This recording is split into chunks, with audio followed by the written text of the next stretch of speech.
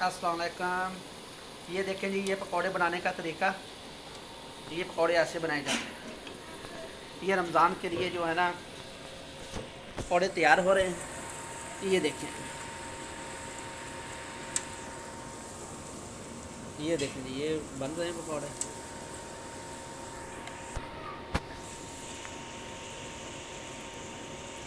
तो दूजे कितने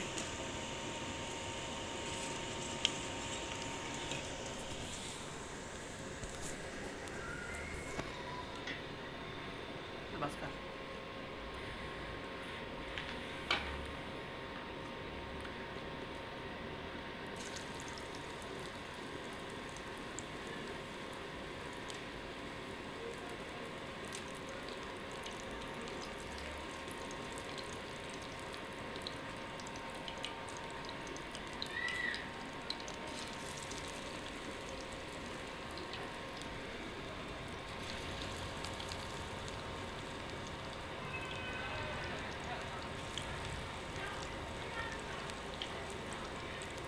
पाइया पोरा पाइया